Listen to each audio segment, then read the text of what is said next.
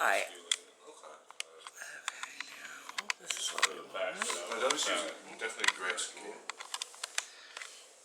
They got video too? Yeah, that's what we're doing. That's what we're doing. And what's cool about it, this camera, this was actually my, instead of a sports car, this is my little midlife crisis purchase. Because I like to go hiking and stuff a lot. It's a whole lot cheaper than your... And so my husband and I went to Colorado Springs, which is my favorite place to go. I mean, I love it. So we hike out and we just hit everything. And I got tired of doing it on my phone all the time and not getting the quality. I wanted to see Pikes Peak up close, you know. So, so I was like, you know what? I'm just gonna do it. And I've been talking about it for 2 years. I'm like, no, it's too expensive. Not gonna do it. Not gonna do it. So can't afford it. No. And finally, he's like, just shut up and buy it. And so finally, I did. Cheaper than a car and buy it. I know. Oh, good man, good man. I know. Well, we've been together like 35 years, and he was in the Army, Fort Leonard Wood, and stuff. So I didn't see any action or anything. But okay, come take a look at it. We know with the it's not on a mount, so we got to be careful we don't knock it off. But I think it looks good. and then let's see where your head's at, so we can see. I'm kind of big though. On one of the interviews we had, there somebody had a photo and it had Noah's Ark right above their head like the whole time. So we're like, we're not gonna do Noah's. That's a really good one. Okay, so it's gonna need to go up because when I zoom in to actually see them, all I see is the chest. Well, it depends. You're pretty tall. Once you come and look, you sit for let's see. Sure. Yeah, it's still we still need to move it up. Yeah, see, We we only see your mirror. Grab the camera. Yeah, here we go. Okay, right about here? Yeah, well, no, about right here. Chair back. Well, no. We need the camera. This is for the camera view. We want to be able to see the face and I not. actually have that mount turned backwards. You know, We do have it backwards. Like, we don't have the actual attachment either. Yeah, this isn't the one that goes to the camera. See, the mount's missing that screws in. So this is borrowed. This is but that's why I said that you're not getting USA Today or anything like that. Okay, that's still it's still too as low. long as you do better kill, Should we just back up? You can see our brains. It was definitely They gonna close. fall off, is it? I don't think so. We did pretty good last time. We did a whole. Yeah, see, I want to be able to get closer like that. Plus, for his sake too, so he's comfortable. So it looks like we need to go up even more. I know it's different per person. Can't you just move this thing and not the legs? I can, but That's what I thought. I felt like if we lose like some balance. Oh, you're worried about it sliding off? I'm almost worried about the camera. Yeah. It's leaning forward right now. It is. Yeah, it's because you moved that leg. Go ahead. Legs. There you go. Yeah. You have a level we can put on there. There is a level on it. There's an actual. Okay, and then we just need to turn it towards you. Take one of the legs, slide it. Here we go. Here we go. There we go. That way he didn't have to worry about it, and we could just talk and hang out. Yeah, that's good. Let's see. We'll move it out, and we'll change it for every person. There we go. Doing some duct tape or something? It works for everything. Works magic. Well, now we'll see it. Like, you're not having like some big Great Dane show up all of a sudden out of the blue, are you? Where the dude's gonna come in and go, and then we're done. Yeah, my dogs. Yeah. I think we're good. There we go. Okay. We just wanted to keep it plugged in because it has an auto shut off in case you're. So and then I probably will sit here. That way you can watch the camera. And I'm gonna grab my coffee really quick. But and it's running right now just so that we can check. The audio should be pretty good. And so I'll tell you a little bit about Humans of Wichita is what we decided to create. It's based off. There's a Facebook page called Humans of New York. If you guys have ever been on Facebook, and it started out as a study. Not really a study, but this kid went around with his camera, and he started talking to people just to see what people were like. I don't even know how much I'm putting in here. And woo! Like jumping through hoops. No, I'll probably only drink like 4 drinks of it. No, I probably only drink like 3 or 4 drinks. So I'm trying to drink more water. Because I don't drink enough fluid at all. I don't drink pop. I'm not a pop drinker. I like milk, Midwestern. Like milk? Huh? Little milk when you call it? Yeah, I like it. Yeah, sweet. Oh, we could have brought you some milk. No. Creamer's just fine. Like I said, yes, that's yummy. Okay, so, and I'm just gonna sit over here. That way you don't have to worry about looking at the camera. I don't want to be on it. And the only reason I'm talking is because I've got the bigger mouth. So, no, I'm just kidding. So, I'll go first or me go first? Yeah, you want to go ahead and come on over and let's check him out on the camera and see. Yeah, the camera on this side. That way you don't have to look at the camera and we're just having a combo. And then we'll tell you some more. But like I said, Humans of Wichita was, it was inspired from that because what they started doing was finding out how different everybody's lives were just walking around the city, you know, because a lot of times you know how busy it is. And so when we decided to do ours, everybody was kind of doing the same thing, you know, stuff for kids, and that's great, you know, like let's go, you know, raise money for this or raise money for that, or because but we said, you know, we want to do something different because but the goal is to make an impact in Wichita. So this is for Wichita, you know, area, very Midwestern, so people don't always pay attention to what's going on, you know, they live in their little happy worlds, and so we said we want to do an awareness campaign. Annette, the one that's not here, she's from Chicago. So she sees what we say a traditional homeless person, what we see maybe downtown, you know, and she had a heart for that, but she was fearful. She's young. She, you know, wasn't exposed to that kind of, and I said, you know, and you know, I'm older, so I've, you know, lived a lot of life and done a lot of different things and have worked a lot with people, and I've been in situations where I've had to stay elsewhere too, and so that's I said, well, why don't we talk about the reality of what's going on around here? Like, all it takes is one paycheck.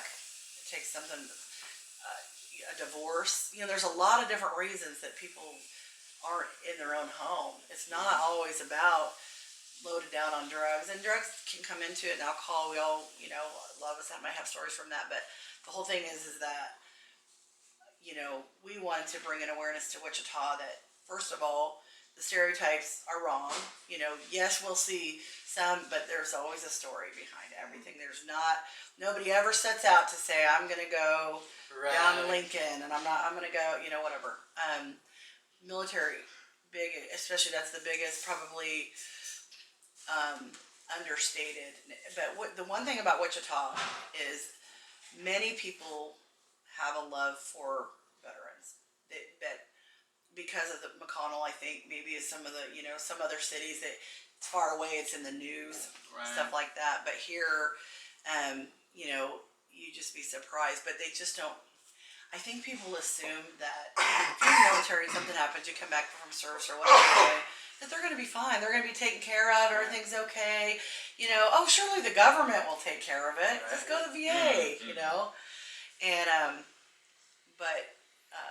so with our project, we said, here's what we want to do. We want to talk to real people. We want to just learn about you. That's it.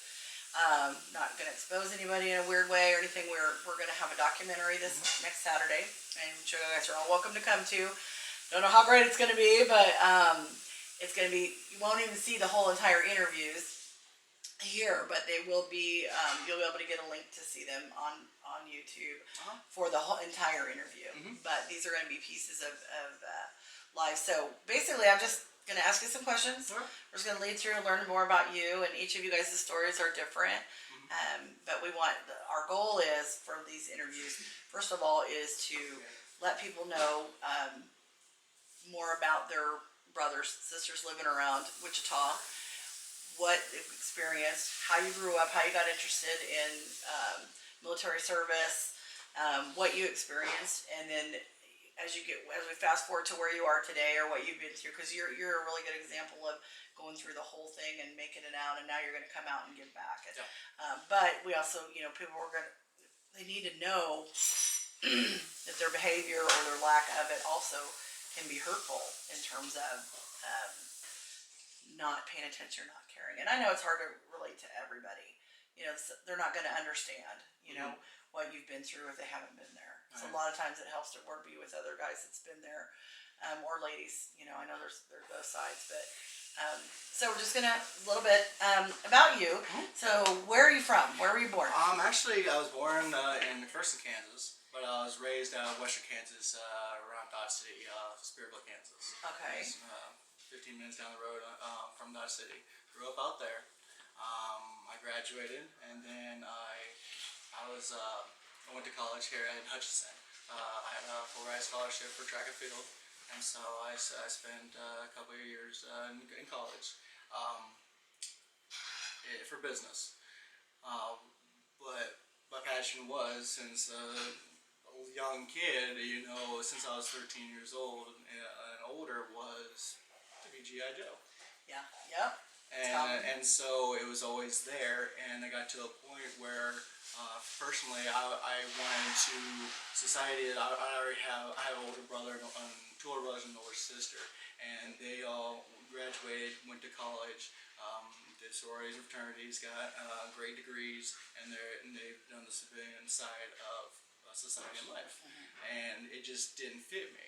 And so I wanted to start a family when I was young, and I wanted to have those benefits to be able to provide insurance and all those things as a household, you know, caregiver should. Right.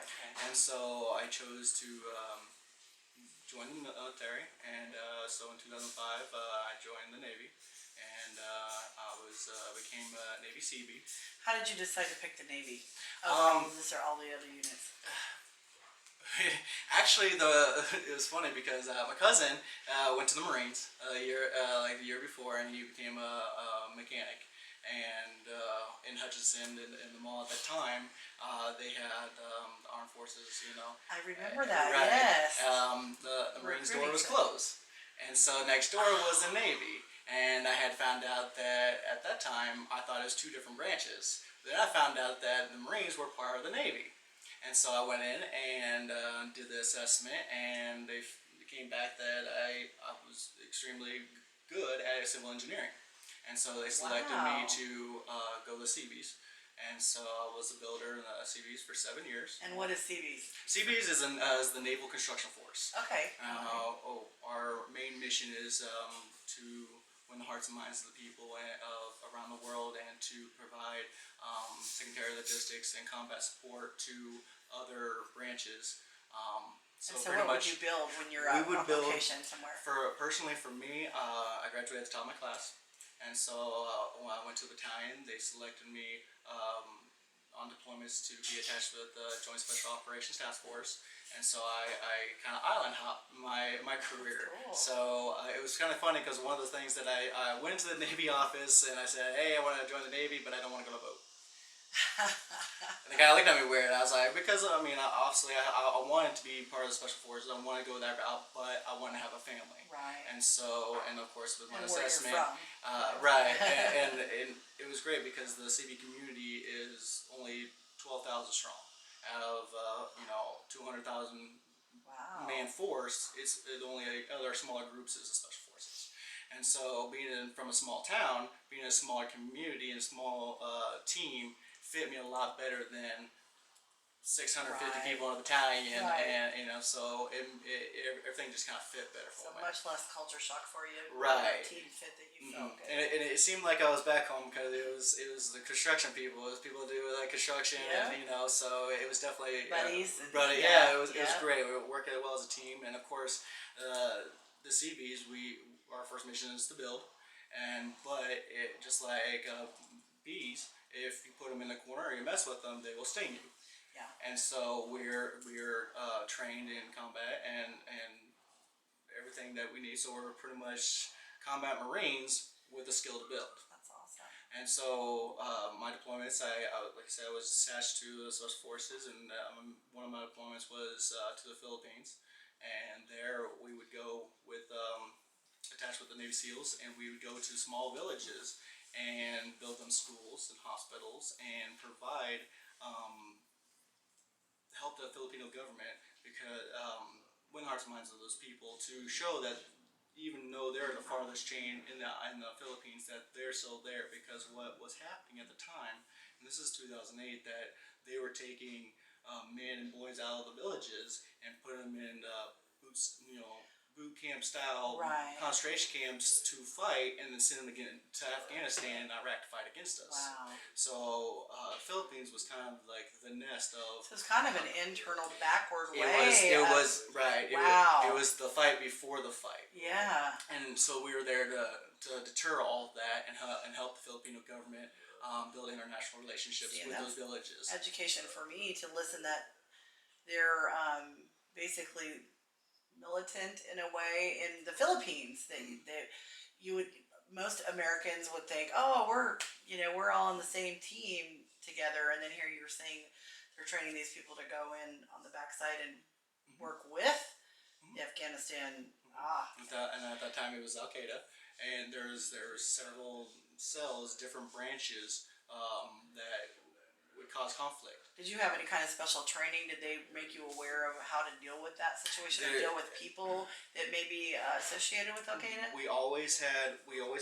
Anytime we went in, we had the support of either the Filipino Navy SEALs or our Navy SEALs to provide support, like while we're building construction for the schools, stuff like that. So we can let our guard down just a little bit. They'd be on the perimeters, and we would, train with them as secondary support. Right. If something would go happen, then we'd be able to get out of there. Because even today, Americans are high priced. Yes, They are very high commodity for people to do wrong things. Right. And at that time, it was the same story as going on now, that they want to capture you to ransom you to get money. Did you have any incidents while you were in the Philippines? Anything that happened to you, or somebody that you? There was several times. One incident was that one of the militia groups that was fighting against the Filipino army we were building a team house for the Army Rangers on camp, and they had came up on the base on the camp, and they kind of surrounded the camp. So the Filipino army came in and deterred that. But they put us on high alert and our guard to take up our positions and just hold our positions all night to Keep them at bay. keep them at bay if they cross that line to that special forces. Was there any way to identify them? Was there any kind of you would think that they wouldn't be obviously in any type of uniform or anything, but how did people really know who it was versus the actual Filipino army, or how did you know they were the actual? Honestly, if they're shooting at you. Well, that makes sense. Yeah.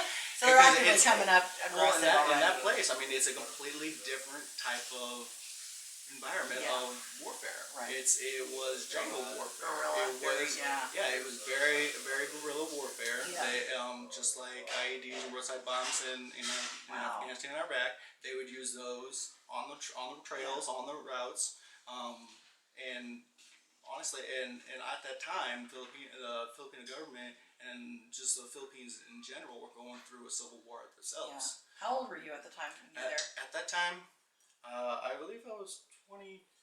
Did you have a family already? I did. You did? You had children? I had 3 children at that time. Wow. So you're away from home and you're out here doing this, which is probably partially exciting. It fulfilled the G.I. Joe part. Exactly. And then you got some danger, a little exciting, but then did you ever have any fear? I mean, I'm sure. Everybody has fear. I would think I'm glad you there's no getting around it. Yeah. It's your train kicks in to push past it. It's always put it trying to aside. see who's behind your you. muscle memory and everything that you're trained comes into play, and you push it behind you. You don't have time. Yeah. So, what was the worst experience in the Philippines, or do you have a story as you're moving on that started to contribute to where we're getting to today? The Philippines was the worst deployment that I had. That had the most conflict, the most honestly, the most times we had to use the combat, training, not just building. Yeah. But we ended up, building 3 schools for 3 different villages. We'd set up roofs. I mean, like completely got the school houses that they had, which are just pretty much concrete buildings. Wow. And they'd have 100 children in there, teaching them. And so one place that we went to, we built them a school with 7 classrooms with a roof that didn't leak, tin roof. And what we did is we added a gutter system to it, and at the end of the gutter system we had 2 500-gallon drums of water. And so what it did was it drained all the water into those drums, and the moment that we got done with the roof, 30 minutes later they had a rainstorm. Within 30 minutes they had 1,000 gallons of fresh water. That's awesome. And so that was actually the first time that village was actually able to have fresh water, and it was a celebration at that point in time because they were able to bring buckets and actually take baths in fresh water instead of the ocean. Because even when we're out in the field, we lived either in a small team hut or like tent, or we had one-man tents that we just kind of separate ourselves strategically out in the jungle, not all in one group, and still keep our defenses up at that time. What was the jungle like for you? Coming from cornfield, you know what I'm saying?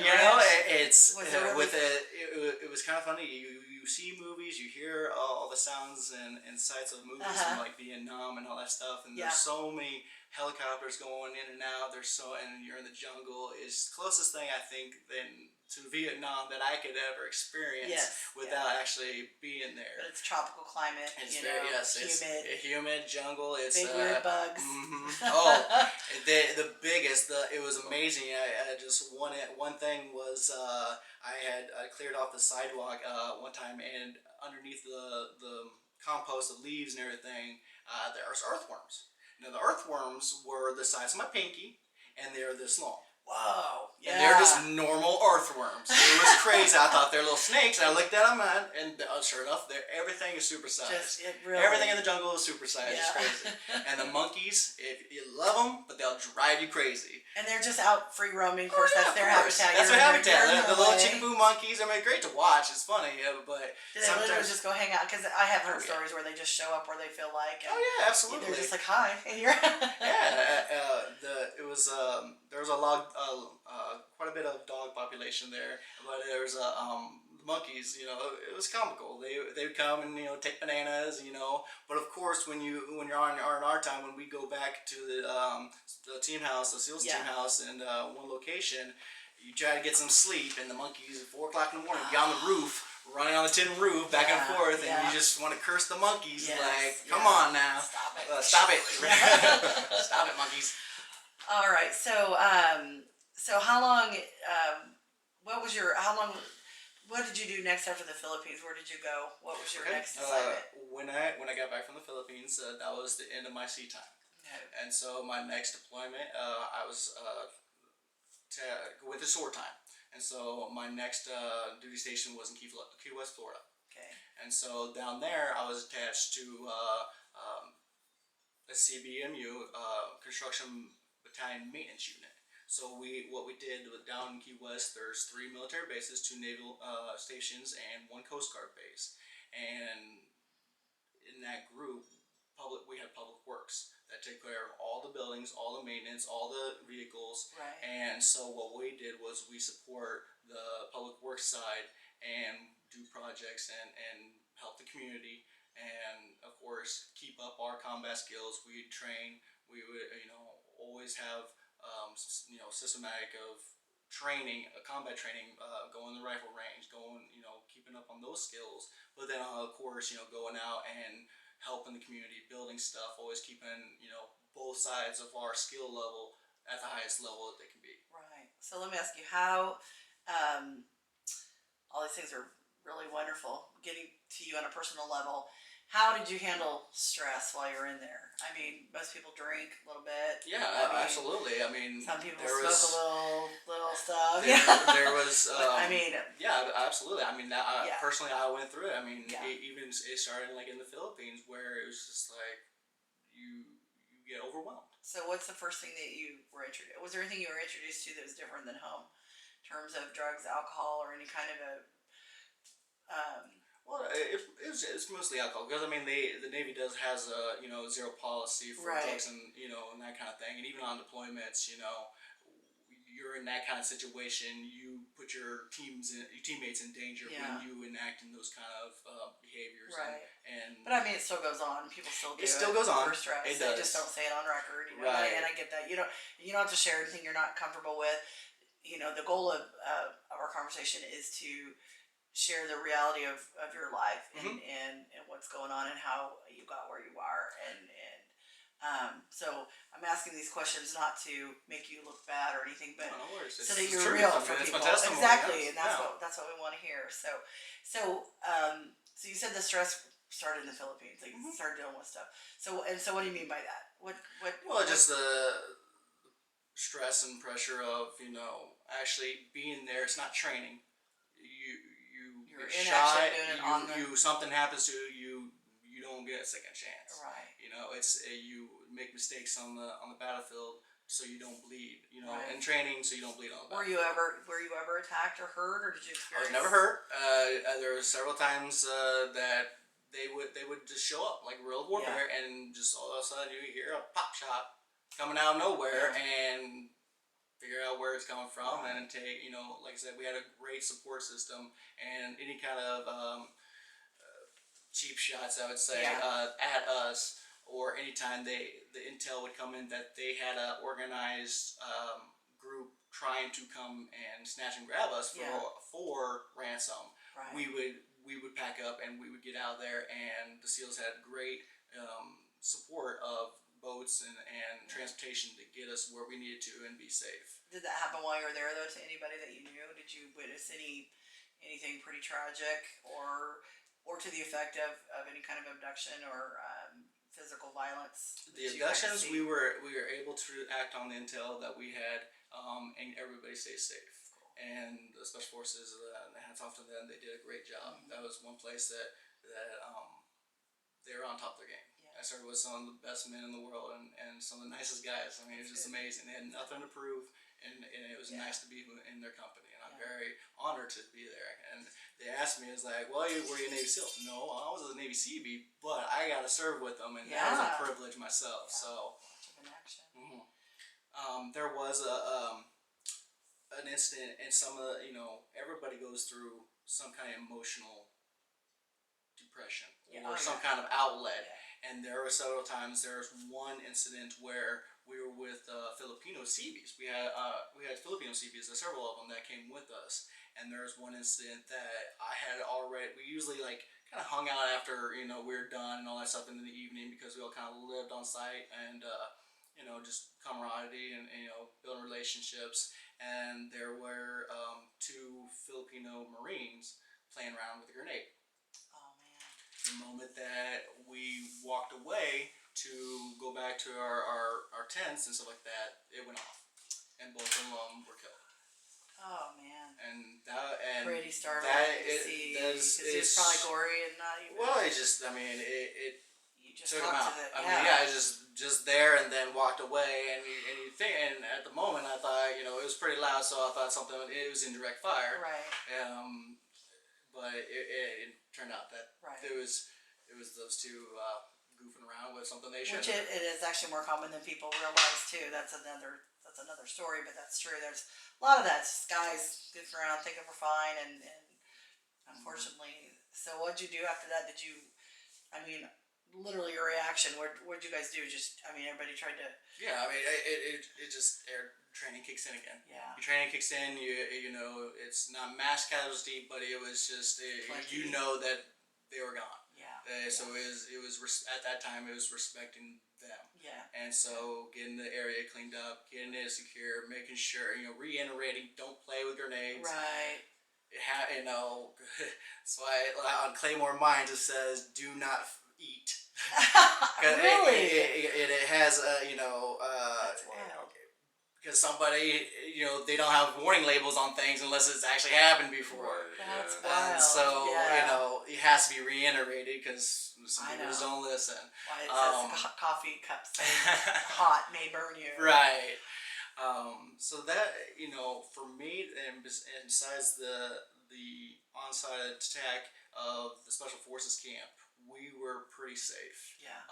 Yes, there was a lot of conflict going on around us in the distance. Right. Like I said, there was a civil war going on. Yeah. So the Filipino government were fighting the militia groups of Filipino government is predominantly Roman Catholic, and it's split between Muslim and Catholics. Right. And so they're in their own holy war. Yeah. So you had that going on, and then you had the second layer of the branches of Al Qaeda, different cells organizing and training and sending over to Afghanistan.